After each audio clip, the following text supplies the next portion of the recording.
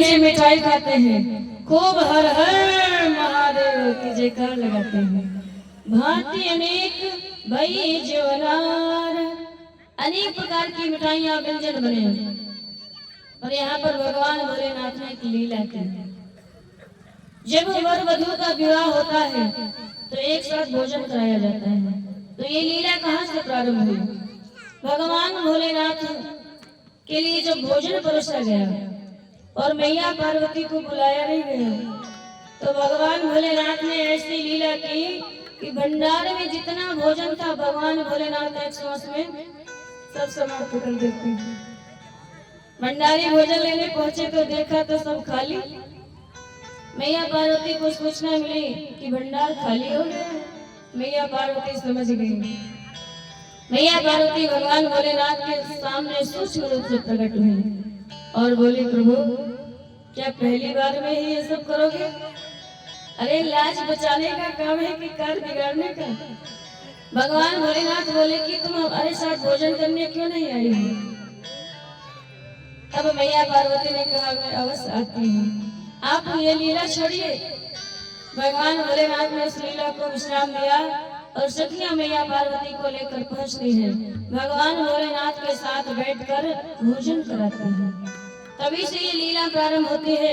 वर वधू को एक साथ भोजन कराया जाता है।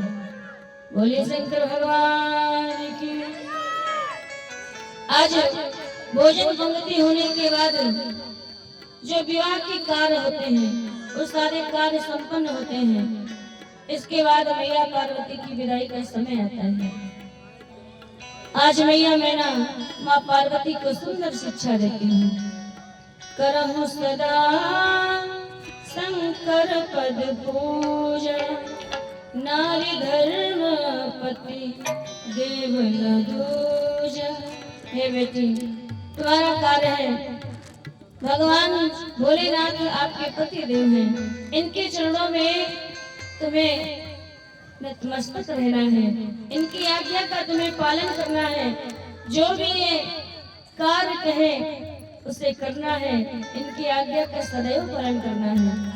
मैया पार्वती बड़े प्रेम से स्वीकार करती हैं और मैया पार्वती कहती है, माँ आप बिल्कुल भी चिंता मत कीजिए, क्योंकि आपने मुझे जो शिक्षा दी है मैं उसका पालन करूंगी।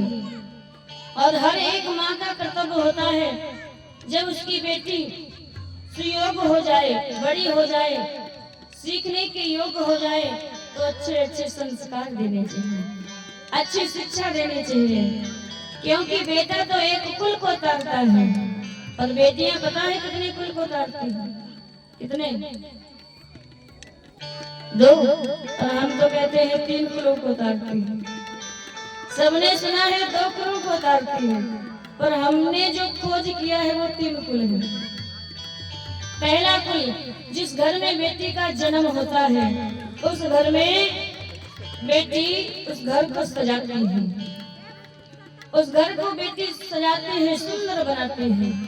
पहला घर वो है, उस घर का उद्धार करती है। दूसरा घर वो जब मामा के यहाँ जाती है, नानी के यहाँ जाती है, तो नाना का घर सजाती है, ये दूसरा घर है। और तीसरा घर जब विवाह के योग्य हो जाती है, अपने ससुराल जाती है, तो उस घर को सजाती है, ये तीसरा घर है। इस प्रकार बेटी एक नहीं, 2 नहीं, 3 कुलों की शान होती है। तो जिनकी बेटियां हैं अपने लिए जोरदार ताली बजा लो। बोले कृष्ण भगवान की। मैया मैना शिक्षा देते हैं, पति ही सो प्रेम करे, पति ही सो नेम करे, पति ही सो खेम होई, पति ही सोरत है, पति ही है यज्ञ योग, पति ही है रस भोग, पति ही से मिटे शोक, पति ही खोजत है, पति ही है ज्ञान ध्यान, पति ही है पुण्य दान, पति ही है तीर्थ स्थान, पति ही कामत है। और मैना मैया कहती हैं, बेटी पति बिनु पति नाही, पति बिनु गति नाही, सुंदर सकल विधि एक पतिव्रत है। हे बेटी, पति का धर्म का पालन करना, कभी भी तुम्हारे वाणी के द्वारा किसी को कष्ट ना पहुंचे, अपने से बड़ों का सम्मान करना। अब पूजा करने का मतलब ये नहीं है कि धूप अगरबत्ती से पूजा करो। पूजा करने का मतलब है पति का सम्मान। और जिस घर में देवियां पति का सम्मान करते हैं और पति अपनी पत्नी का सम्मान करते हैं, उस घर में लक्ष्मी नारायण की पूरी कृपा होती है। बोलिए भक्तवत्सल भगवान की। क्योंकि मैना मैया आज स्वयं साक्षात मां जगदम्बा की माँ है, और जिन्होंने जगदम्बा को जन्म दिया हो वो कोई साधारण मां हो सकती है। आज जब सुंदर शिक्षा दिया, मैया पार्वती के नेत्रों में आंसू आ जाते हैं।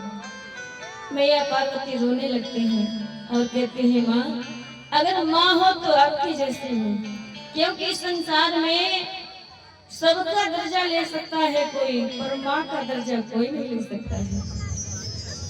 माँ तो माँ होती है। मैया पार्वती कहते हैं, माँ तुम कितनी प्यारी हो, मैं कैसे वर्णन करूं कि माँ का प्रेम क्या होता है। आइए 2 लाइन में श्रवण करेंगे। मैया पार्वती कहते हैं माँ से, तू कितनी अच्छी है, तू कितनी भोली है, प्यारी प्यारी है ओ माँ, ओ माँ, ओ माँ, ओ माँ।